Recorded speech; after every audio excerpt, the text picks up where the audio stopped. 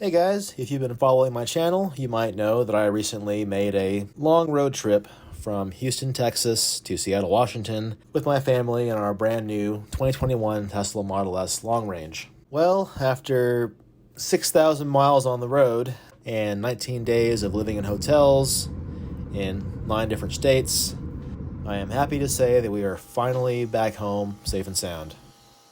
There's so much I want to talk about from the trip. I already made a video about the trip up to Seattle, and I'm intending on making another one about the trip back with more technical details. But in this video, I want to take a big step back and talk about a different car that Tesla made that actually made the Model S possible. And that car is the original Tesla Roadster, made from 2008 to 2011. I saw at least 50 of them on this trip, and it wasn't by chance. I personally own 2 of them, VINs 113 and 744. Tesla made roughly 2,500 of these cars worldwide. Considering that as of March 2021, Tesla has made roughly 1.5 million vehicles worldwide, the Roadster is a very rare model within Teslas. Many newer Tesla owners aren't even aware that this model ever existed. It is actually very common that I'll be in my Roadster at a Meetup or even at a red light next to another Tesla, and the owner will look confused and ask me, "Is that the new Roadster? I didn't think they were shipping for at least another 2 years. How did you get one?" To which I respond nonchalantly with a long history lesson of the early days of Tesla Motors. And that is what this video is about. So if you've owned a Tesla anytime within the past few years or lurk in the community, you have surely heard endless horror stories of how service has been delayed or just sucked. So imagine how it is trying to get service for a vehicle that is not even made anymore and makes up 0.1% of the entire fleet. I've heard from multiple sources that Tesla stopped training technicians in the Roadster in 2016. So if you're fortunate enough to own one of these amazing machines and something goes horribly wrong with it, you're kind of SOL when it comes to getting official support from Tesla. But fortunately for Roadster owners, there is an independent service option run by former Tesla employees here in Seattle. If you haven't heard of Medlock & Sons, they've been featured on CNBC and also on the YouTube channel What's Inside. In late July, Carl and his sons hosted an open house at their shop. I actually showed up a day early and helped them set up, simply because they're amazing people, and I fully support what they're doing for the Roadster community. Carl himself will admit that he's a bit of a hoarder and collected a bunch of stuff from Tesla during his time there, starting in 2009. A lot of this stuff was on display during the open house. There's a lot to look at here. We've got some early merchandise, which has long been discontinued. Some Roadster sodas from a startup soda company that tried to get on Tesla's marketing budget and failed. Here we have early marketing handouts for the Roadster and Model S. Compared to today's Teslas, the Roadster was highly configurable. There were several exterior and interior colors to choose from, and these aren't even all of them. If you were willing to pay $6,000, you could have had a Roadster in any color you desired, which is what the original owner of my 744 did, getting it painted in a one-off Lotus aubergine purple. The Model S handout didn't exactly age very well. I believe the delivery date was missed, welcome to Tesla, and the 5-minute battery swap, well, they tried. During the open house, there were at least 40 Roadsters on the premises, between cars driven to the event by owners and cars that were already there getting serviced.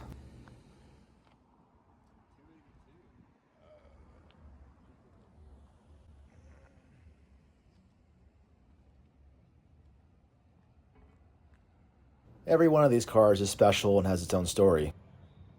This car is Signature Edition number 87. It was originally owned by Paul Haggis, who brought us such things as Million Dollar Baby and Walker Texas Ranger.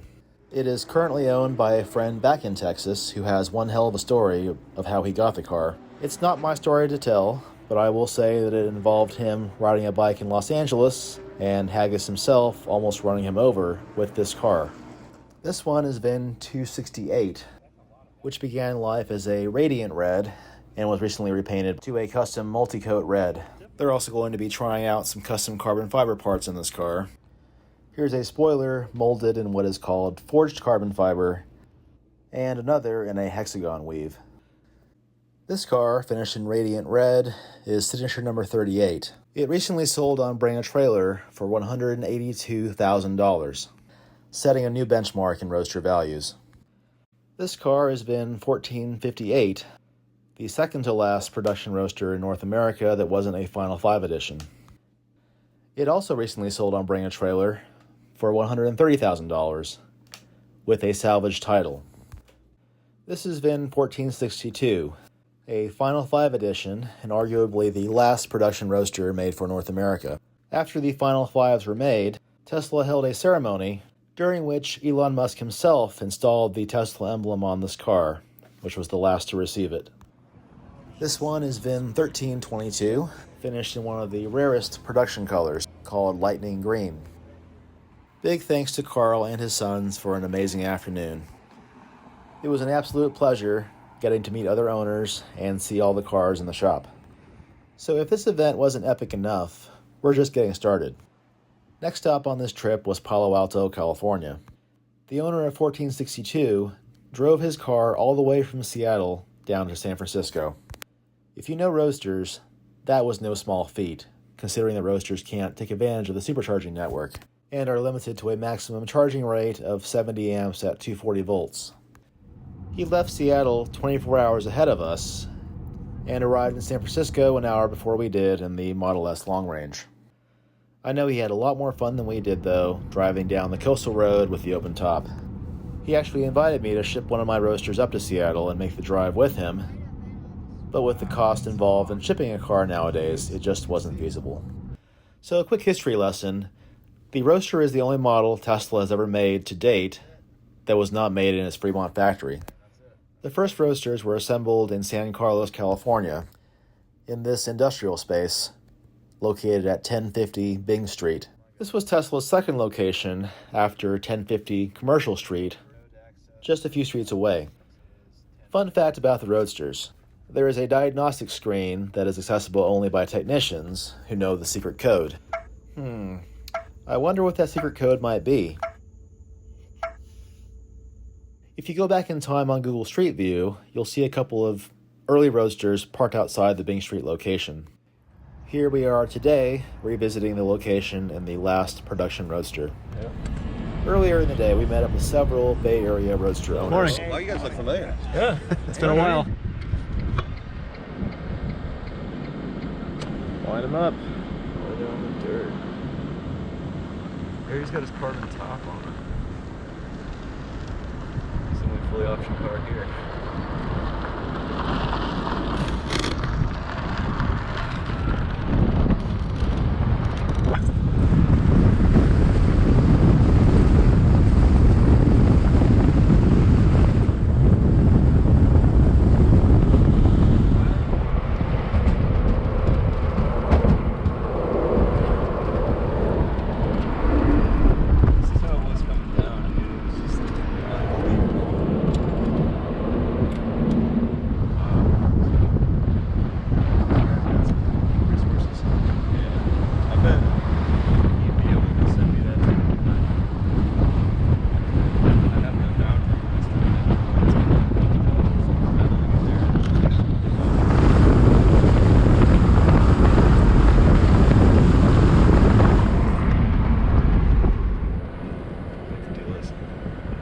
Oh, there's Carl.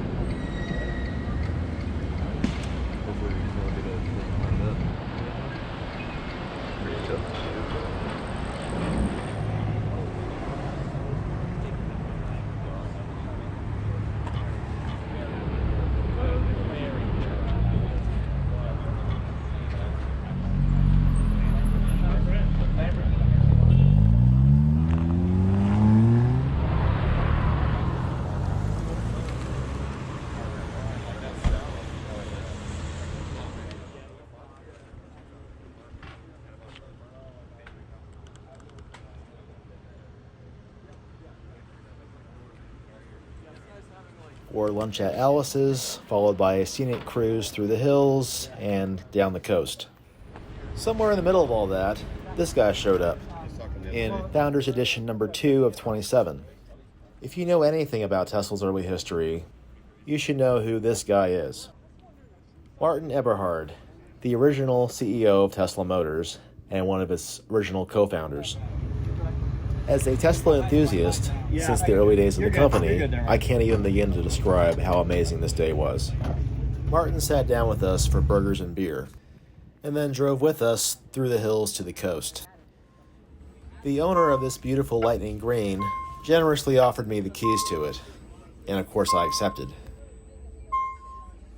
Midway through the cruise, we lined up all the cars on this ridge overlooking the coast for an epic photo op.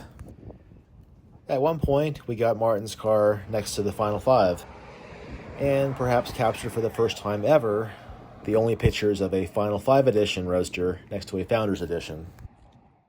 So between the open house at the Medlock shop and this Bay Area meetup and cruise, I'd say I had a pretty amazing week that I'm never going to forget.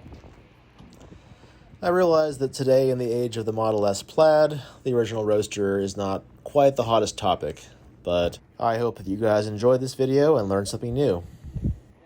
Thanks for watching.